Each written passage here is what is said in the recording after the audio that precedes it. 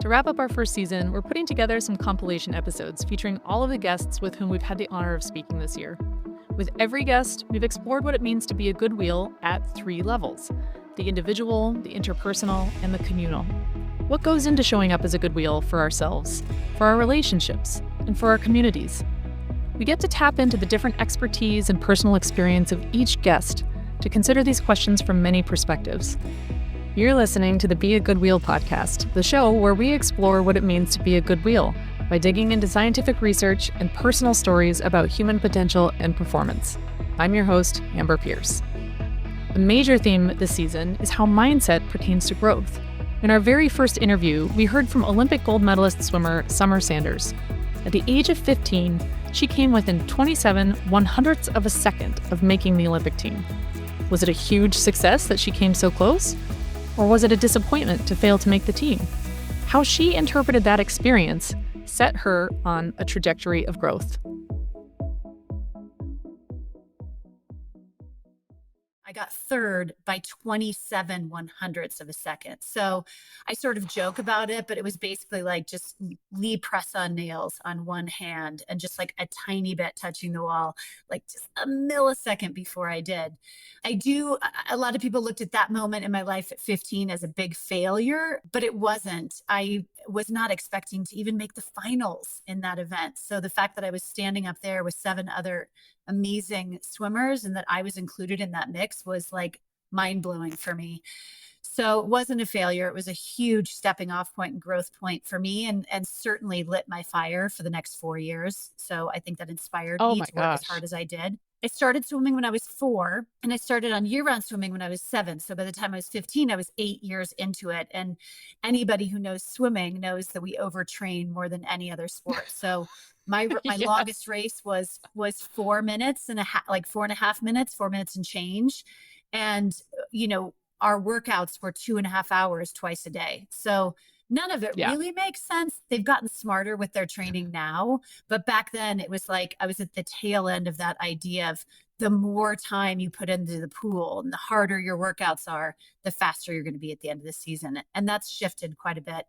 So going back to just missing the Olympic team was probably one of the biggest points in my life and one of the moments I cherish in my journey to winning Olympic gold. I wouldn't have written the script any differently. Yeah, I love that point that a lot of people view that as a failure. So, even the way that we're describing it, like you just missed the Olympic team. I mean, the other way of putting that is like you came this close to making the Olympic team at 15, which is unbelievable. But to your point, it's so easy to look at that as like, oh, it was you missed out versus holy smokes, look how far you got in such a relatively short time. There's a new term floating around and it's called intelligent failure in sport. And I do think that that's something that parents and kids can hold on to. So, right, when we get older and we're doing our fun races, whether it's half marathon, 5K, marathon, half Ironman, whatever you're into, there is really no failure. I mean, the trying and the training is part of the package, and we get that as we're adults. But when you're younger and you have an adolescent brain, I think that the idea of intelligent failure in sport just makes I can't stand the word failure because I think it comes with such a negative idea of it. But for me, it's just such a normal part of evolution and growth as a human being. So the sooner and the quicker that we can look at a setback, so to speak, or a hiccup in your journey and view it as such an asset. I mean, it's like such a moment where you can choose, am I going to learn from this? Am I going to get better? Or am I going to get discouraged? And then is it going to kind of be in my fear backpack, right? Ooh, maybe I won't try as hard next time because I don't really want to fail. Or maybe I won't do that race anymore because now I just really don't like it. That moment for me was just such a huge moment in figuring out why I do what I do, even at 15, right? It's like, why am I in the pool that many hours every single day? Oh, it's because not only do I want to win, I want to make the Olympic team, but I want to win a medal. And then at some point, I really, really believed I could absolutely do it because I'd come this close to making the team. Summer viewed this experience as a point of growth that lit her fire and inspired her to work as hard as she did. 4 years later, she not only made the Olympic team, but won 4 medals, 2 gold, 1 silver, and 1 bronze, setting new American records. She also stacked up 8 NCAA championship titles and 3 world championship medals, including 1 gold, among other stellar results. Summer's personal experience illustrates an aspect of mindset that psychological research has confirmed. Our mindset, the framing with which we interpret and assign meaning to events and experiences, influences how we interpret those experiences. And in turn, our interpretation affects what we do as a result. As she points out, she could have viewed her experience as a failure, could have felt discouraged by it, and as a result, could have decided not to try as hard the next time for fear of failing again.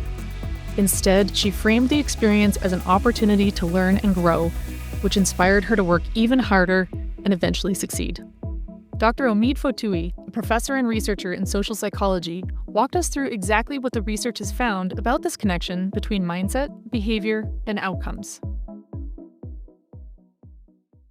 Mindset typically don't just impact a single occurrence of an event.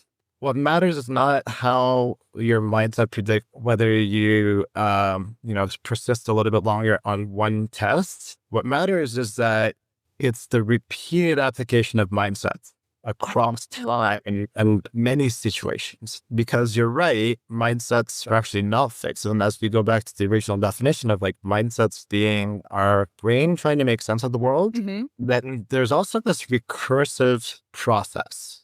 And what that means is that if you start off like a child who has no reason to doubt that they can walk, they will persist and persist and persist, in part because of the cues that they're getting from their environment, their parents, also truly believing that they can walk. There is no basis to doubt themselves at all. And so they will consistently and repeatedly try until they're able to walk. Now, fast forward into, early stage primary school, where that mindset is not as absolute, where people start to wonder if that's always the case. If you get a bad grade, for instance, for whatever reason, let's say you studied really well, but you focused on the wrong parts, or in the moment you interpreted that question in a different way. Now, for the first time, you get a bad grade. Now, you've got to determine, what does this mean? Now, let's say you have a growth mindset. And you're able to understand that you don't always get perfect grades, and actually, when you're falling short, it's an opportunity to try to invest more time and learn better and actually do better next time. And so, when you have that belief, you're more likely to talk to your teachers, to talk to your parents, to try to sit back down and wrestle with the problem, so you can understand what you did wrong, so you can do it better next time. In turn, what's going to happen is if you have that mindset, then you're going to invest the time and the strategies, and your chances of doing better the next time are better compared to someone with a fixed mindset who, upon getting a bad grade, concludes that this is evidence that I'm not smart enough, I shouldn't bother. And so they're going to study a little bit less, which means that they're less likely to do well on that subsequent test. So what you see is, even though both people started off at a relatively similar place from a mindset perspective, that one initial setback, depending on how you interpret it, starts to create these divergent paths, whereas if you believe that you stay engaged and you're not discouraged by that sort of proximal outcome, then you invest more, and that next outcome becomes more positive, which then reinforces your initial belief that this isn't a sign that I can't do this. In contrast, someone who does believe that this is a sign that I can't do this disengages, studies less, does more poorly, and now they have more concrete evidence in their hands because they've done more poorly, which reconfirms their initial belief that I can't do this. And then it becomes very, very difficult to untangle and unpack, because at that point, you have more and more evidence to support your initial beliefs. Now, you sort of compound this over years and years and years and years, and that's where you see this very solid entrenched belief systems that create these differences between individuals. And it also creates a chronically different pattern of engagement or disengagement. So if you have many years of experience, as a result of that initial interpretation, outcome, and confirmation cycle, that you can't do this, you're not going to bother. In fact, you hear people say this all the time. One of the really most exciting or interesting examples. And by the way, we all hold different mindsets in different domains. So, for example, even though I'm a mindset researcher, I still cannot convince myself that I can sing. Unfortunately, I like my kids confirm this on a daily basis. But I do believe that I can be a better presenter. I do believe that I can be a better researcher. I believe I can be a better runner. And so because I have those core beliefs, I actually continue to invest time and energy into those things. But one of the most vivid examples that I came across is when I worked with some student athletes, specifically around the improvement of their performance on the court. And this was basketball. And I remember this one athlete who came to me and he's like, I want you to sort of watch as I play, and then we can talk about some strategies for me to improve. And we did very well. And so he actually, under pressure, was able to execute some complex plays under time pressure that required some actually relatively complex mathematical computations. Like he had to make quick judgments under pressure and quick calculations to be able to execute in this team performance. So he came back and we're talking about his performance, and he was just very, very proud of how he was doing, and we were able to focus on areas of improvement. But then just from conversation, I'm like, so how are things going otherwise? Like, how's school? And he's like, oh, I'm doing really good in this class, but I'm really struggling in math. I'm like, oh, I wonder why. He's like, well, I'm just not a math person. With that single blanket statement, he had closed off his mind that there's a possibility that he could do well in mathematics, even though the evidence on the court demonstrates that he has all of the executive functions to be able to compute complex algorithms in a very, very time-constrained way. But along the way, I imagine that he had some negative experience in mathematics. He had this certain, unfortunately, more fixed mindset attribution about what that means. And that's confirmed for him that I'm just not a math person. And in fact, a couple of key words, a couple of key signals or cues when people have a fixed mindset is when they use terms like just. So I just can't do this. I just can't get this. It's just too hard. For whatever reason, that word popped inside whenever people have a fixed mindset, or when they describe themselves as a kind of person. And that shows up either in positive perceptions or negative perceptions. I'm a really great, math person. I'm a really great history person. I'm a great cook. These kinds of identity descriptions tend to be signals of these fixed mindsets. So just wanted to sort of touch on that point because it's critical to understand that the impact of mindset isn't just a single acute experience, but it accumulates over time across many instances, and it gets you to a place where it's very difficult to undo. This recursive, self-enforcing aspect of mindsets is fascinating to me. As a graduate student conducting research, I developed a deep appreciation for data and evidence. And as an athlete, I also anchored myself on that data and evidence. And yet, as Dr. Fotui points out, what I may think is evidence of my ability may actually be evidence of my mindset and the behaviors prompted by that mindset. In other words, I may believe that I have evidence of a particular limitation in my capability, but I may be, in fact, misattributing that evidence by attributing the evidence to my ability rather than more accurately to my behavior. I inadvertently shape my own beliefs based on a false assumption. I may think I'm being objective because I'm basing my conclusions on evidence, but I am in fact drawing subjective conclusions based on my subjective interpretation of, say, a race result, and the effect on my behavior as a result of that interpretation. On one hand, it's hard to hear that the negative version of this cycle can become deeply ingrained. On the other, it's exciting to realize that the recursive nature of mindsets goes both ways. Dr. Fotui had some key points to share about actively shifting mindset. How is it that we can foster a more resilient and adaptive mindset for ourselves? And I think going back, so there's many strategies, but one of which is just remembering that from a data-driven perspective, that unless you have some kind of physical situation that might be a viable reason why there are limitations to what you could achieve, which for the vast majority of people is not the case. And even when you think you have one, oftentimes you don't actually, it's not as bad as you think. I'm not making any sort of blanket medical statements here, but I'm saying it's like, even let's say for me, who's like, I have short legs, for instance, right? It's like, the notion that I can't run as fast as someone with longer legs is actually not founded, because when you look at the elite runners, they come in all sizes and shapes. But we use these sort of excuses and we use these conditions as convenient ways to disengage and distance ourselves. So there is a component of sort of the mindset training where you just have to start off with an awareness of what is the chatter in my mind. Because I think oftentimes it's there so often that we take it for granted that it has a certain tone, it has a certain personality, it has a certain consistency of showing up, especially when things are hard or when things are good. So just like getting to know this voice and recognizing that that voice is not you.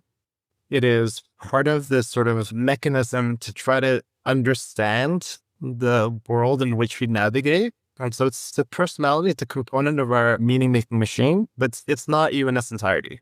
And so the first step is just like get an awareness. Like when it happens, when it pops in, just try to listen to it and then understand how it's speaking to you. Once you've had enough exposure to what the tone and the content of this voice is, then maybe you can start to challenge it. Right? Maybe you could start to say, like I know that when I'm at the top of a climb on a hill, that you're telling me that my legs are too tired to keep pushing. Is that really true? And I wonder if I can challenge that. I wonder if next time I feel that or experience that, maybe I can now override that voice and push myself a little bit harder than I thought, and then recalibrate based on data. If the voice was right and I couldn't, well, that's useful to know. But if I could, then maybe now you're starting to put little sort of kinks in the armor of this fixed mindset. And so I think that's a big, sort of domain of strategies that you can start to employ by first understanding what is this voice and how do I challenge it based on data and evidence. And, going back to where I started, which is to say that unless there's a viable physical limitation, there is so much potential for growth in a physiological sense that when we look at even the top performers, I would wager that any one of us could get within the 90th percentile of their performances in any given sport if we put in the adequate time on training. But obviously time and training is not to be taken for granted because those who do reach the top echelons of their sport have invested a whole lifetime. But if you are in the middle of that sort of training regimen and program and lifestyle, and you're trying to figure out, can I get to that 90th percentile?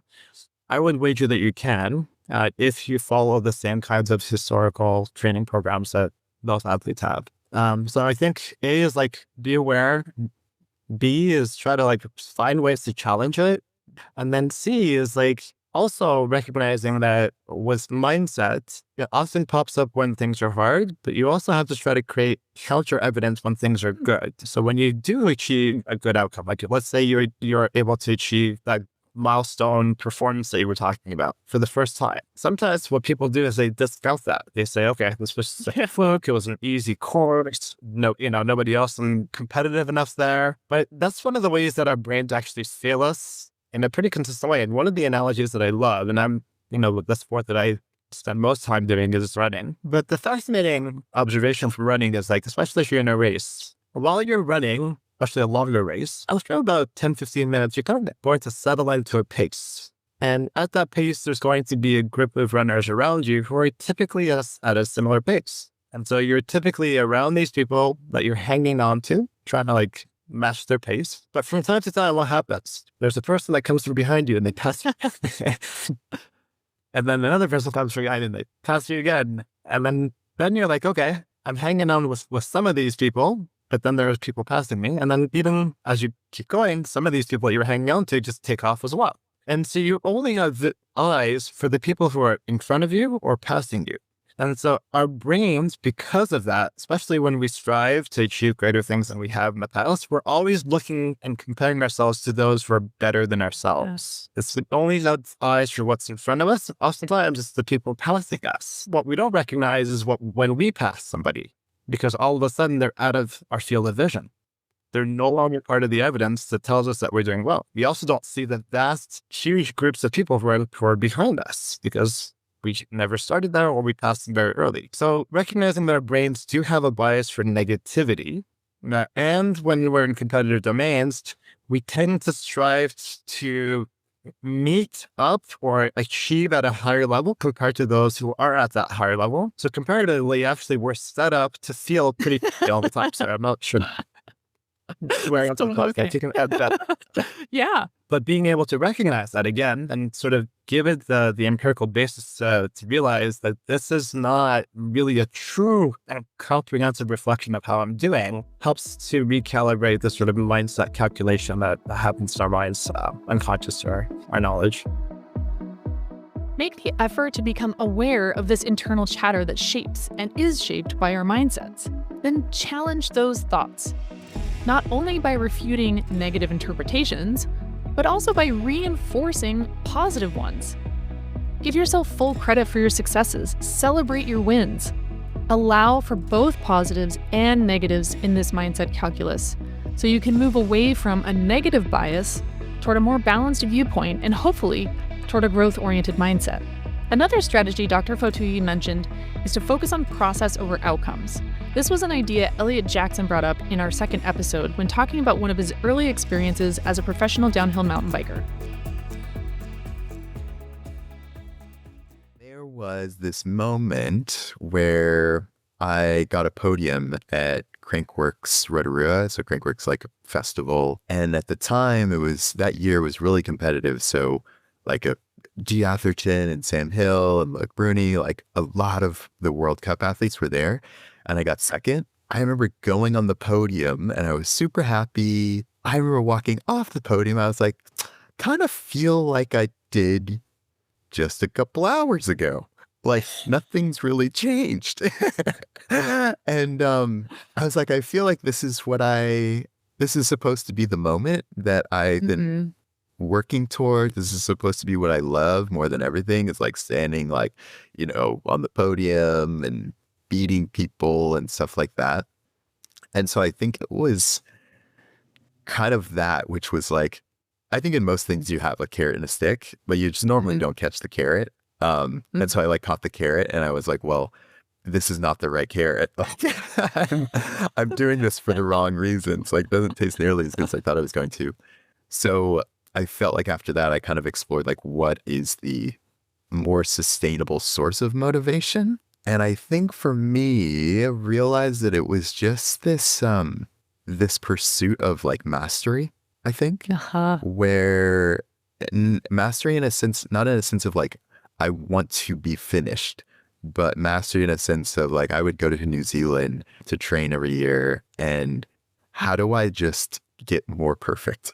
Like, how do I train better? How do I like prepare better mentally? Like, how do I control my bike better? I want to go 2 inches to the left of this. I want my times to be within half a second every single run.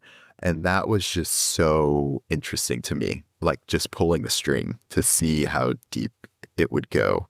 And that was, I think, what maybe the second half of my career was about. I love that. And I find it really interesting that a lot of what you just described in terms of that pursuit of mastery is so process oriented. And a lot of what you just listed as the things that captured your passion, they weren't specific results. Yeah. I mean, I think there is almost that trope now of, trust the process. It's about the process rather than the outcome and things like that. And I think once, for me, like digging into that, it was that idea really is about finding what you love in the process, not so much the process in service of the outcome. For Elliot, the results, while thrilling, weren't fulfilling enough to provide sustainable motivation. Instead, he focused on the process of mastery, and specifically, finding what he loved in the process, not simply focusing on process as a means to the outcomes. Haley Hunter-Smith, Canadian Olympian and professional gravel racer, describes this skill as cultivating mindful awareness, to focus on specific tasks within the process rather than allowing the pressure to achieve an outcome derail the effort. It really has just been learning to be task-oriented. So we started this process when I was quite new to bike racing. Yeah, probably as a junior or under 23. And I would get so anxious and so nervous and so hard on myself. And we discovered that it was because I was my focus was external. It was on the result and it was on other people. So I had to learn to bring my focus internal into what my coach always called it was just the task at hand. So before every race, I would journal, and I still do this. And I would write out my process goals that were kind of like mantras that would help me stay on task. It's almost emotional discipline in a way. Like you use these process goals in order to prevent yourself from becoming emotional about the pressure or what other people are doing. So it'd be simple things like on each climb of the course, it would be your cadence has to be 90 RPM. And like that is, as soon as I hit the climb, it's like go as hard as I can at 90 RPM. Like that is the task. That's it. And it's learning, it's training focus, I suppose. And you do lots of things off the bike to help this as well, specifically a mindfulness practice or a meditation practice. Like you train the focus, you train the ability to do this. And it's not an emotional thing. It's not about like a who's tougher thing. It's just like, doing your endurance base volume. Like it's a skill that you practice on the bike and off, and eventually it becomes natural. Katarina Nash, 5-time Olympian who has represented Czech Republic at both the Summer and Winter Games, attributes her longevity in the sport to how much she loves the process of chasing her goals. I'm completely content with my career. Proud what I have accomplished, but I love the process and chasing those biggest goals. And because I never reached all those biggest goals, I felt like I always had something more to chase, and that kept me going for a really long time, And I don't even chase those big goals now. Obviously, I don't race World Cup. I don't really go to World Championship and the events that were so long my big focus. But I have different goals in cycling, and it's that's a neat thing about the sport of cycling. You can just kind of reshift your focus and still do it on different levels. But is it really effective to focus only on process? How do we stoke motivation to improve and chase those big goals if the focus isn't on outcomes or results? Dr. Fotui has a great take on this as well. I think there's a way of doing it, and it's actually quite succinctly described by not focusing on process, not focusing on outcome, but focusing on progress, right? Because process without progress is also useless. Yes. And, it's in the same way that outcome without progress is not really useful, right? Like if you're, let's say, the fastest 8th grader in a second grader race, then, why didn't you do that? Yeah, it feels great, but you're not in the right space. It's pretty meaningless. Yeah. Yeah, it's just not useful. And so you kind of want that optimal set of conditions where you can have competition and you can strive for outcomes, but only if there's a signal of progress, right? I mean, again, unless your livelihood depends on your particular sport, the vast majority of our conversations don't need to focus on outcomes alone. Because ultimately, as we think about our kids, our athletes, our students, we want them to learn. We want them to grow. And so I think just this reframing around, is there progress happening now? And how do I measure that? And so I think that's kind of the very sort of broad blanket recommendation. So for example, let's say someone is starting to run for the first time. Running is physiologically an uncomfortable state, right? It's an uncomfortable experience. And as you're running, especially as you're starting out, your body is out of breath, and you look around and everybody else seems like they're not out of breath. So one way of interpreting that is I just can't run. Right. Mm-hmm. And so if the first thing that you do as a coach is to try to do a benchmark time trial, for instance, let's say you get them to run 500 meters and you try to time that, then the thing that you're saying quite strongly and powerfully is that what I care about right now, even as you're starting, is that you perform relatively well from a time perspective. Instead of the kid who tries this relative to everybody else who presumably is at the same or better level, doesn't do as well, now has some bit of evidence that says what matters in this context is that I do well from a time perspective, and I didn't do well. Mm-hmm. Now, I might do that same situation where a coach says, hey, I know that these kids are starting to run. And instead of even starting to think about timing or even mentioning that, they say, what I care about is that you bank 1,000 runs around this lap over the next 4 months. And once you do that, once you've done 1,000 laps around this track, then we'll start looking at how it is that we can start to improve your performance. But by then, they'll have run so many times, and the benchmark of success is not whether they did it fast, but whether they completed it a certain number of times. So now the focus is on the progress. It's on the continuous improvement and the continuous investments towards something that accumulates over time. That's what progress is.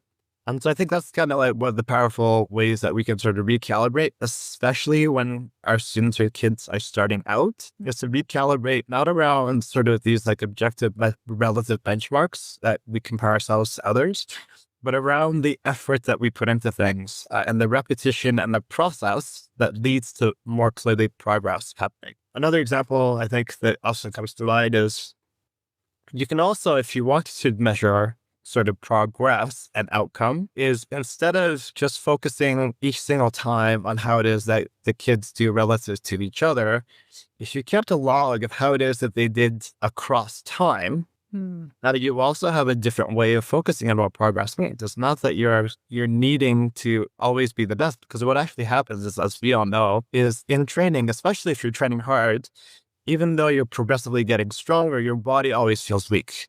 Like you always if you were to ask someone, how are you feeling at the end of a training program versus at the beginning, they would actually say, I feel like I can do less than when I started. But that's because you put a lot of accumulations of stress and mileage and work into your body and tended to fatigue it. That's exactly how you got stronger.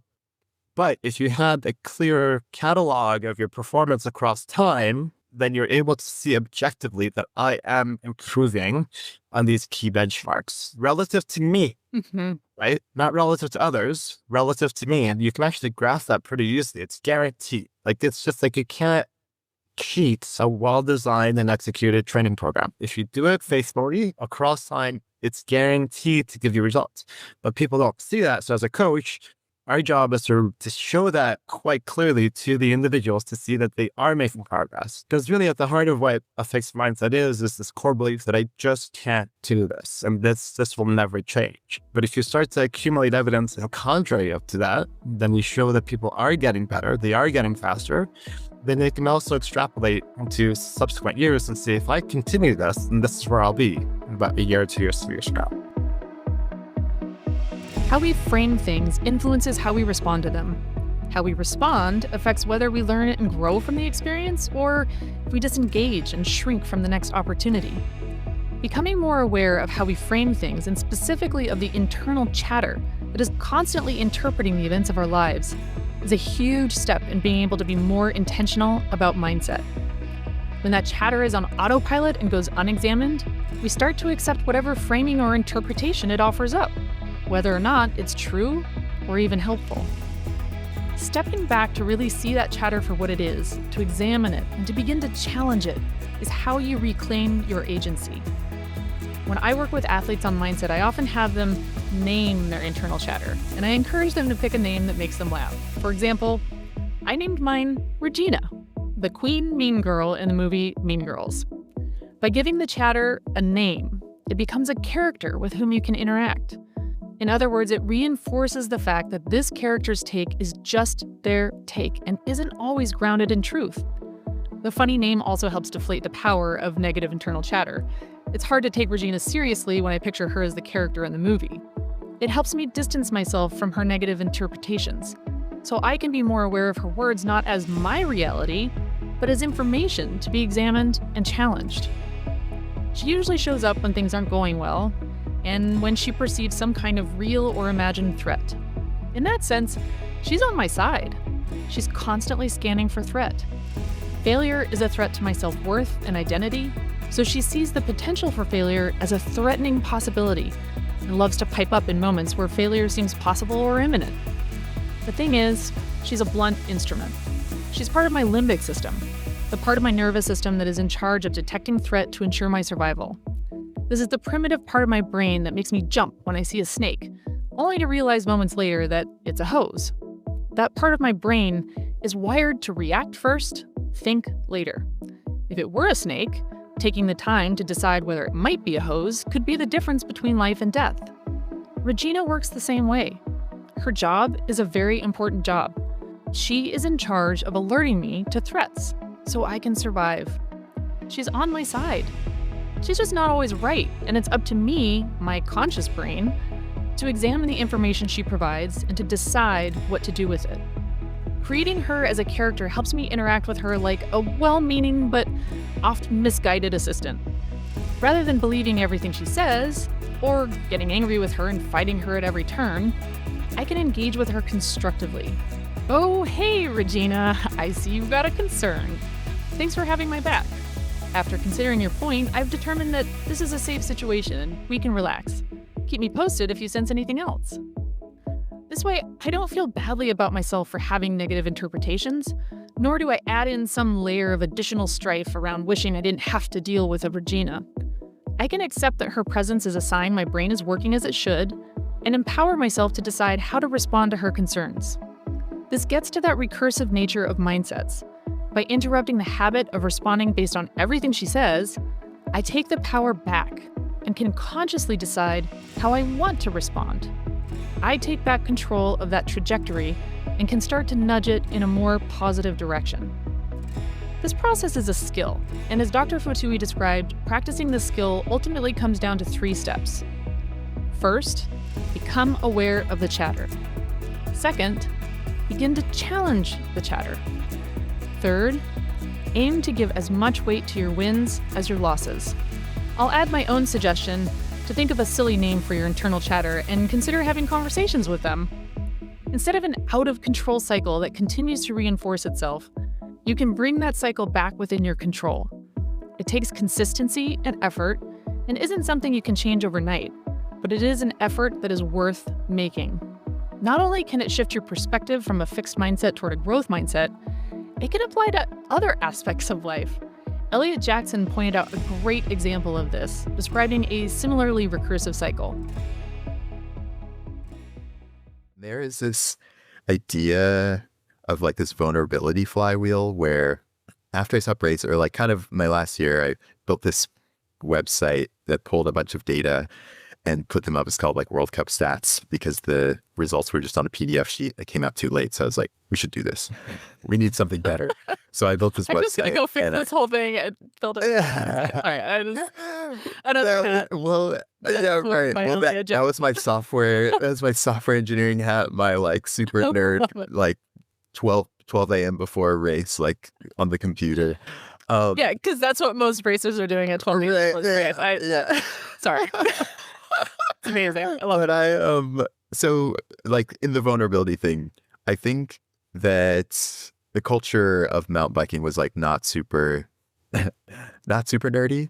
And it was really kind of hard for me to show that side of me. But at one point I was just like, I'm going to do this. So this thing happened where like the flywheel is like you're honest with yourself and you do the things that like are core to you, which then like shows visibility. Like it creates like this, shows people what you do, which then brings you opportunity. And so because I was a racer and like doing this analysis stuff, Red Bull was like, oh, here's a downhill racer and he's an analyst and he's a communicator. Like what's the intersection of those things? It's this analysis show that we're doing on Red Bull TV, which then like brings success because it's all the stuff that you're really good at, which then makes it even easier to be honest, and then like creates more visibility, and that just spins around. But it's really hard to be honest, right? Like because a lot of the time, especially now, like we're really incentivized to go really deep on one thing on social media. You should have one persona to succeed. You should, back to the like determinism in sport kind of thing. And so that was kind of like my first exposure to that, like that idea of just like being who you are and it leading to success. And yeah, also like led to the Red Bull thing, which kept me in the bike world. And without that, I totally wouldn't even be talking to you right now because I would have been off doing some random thing somewhere else, like not another random cat. Yeah, totally. Well, even that first step that you described of the flywheel of being honest with yourself, that is easier said than done. Totally. That's really hard. How did you take that first step? What did that look like for you? I think it was just doing what I wanted without even saying it first, And then I think for me, understanding that that it's not going to resonate as much with people as the other pieces of your personality are. Like I was super into Instagram at that point, and there was just a formula where you post a picture of your bike, it gets however many thousand likes. If you post a picture of you in the mud, it gets this many likes. And, post a picture of you like doing a jump or whatever, like it gets this many likes. And so like that is the thing that people follow you for. And I remember when I launched that website, put it on my Instagram, and it got like 100 likes or something like that, and like no one cared. Like orders of magnitude fewer likes. Yeah, literally like literally what, 30 times or 40 times less. Oh, wow. And so like that was a thing.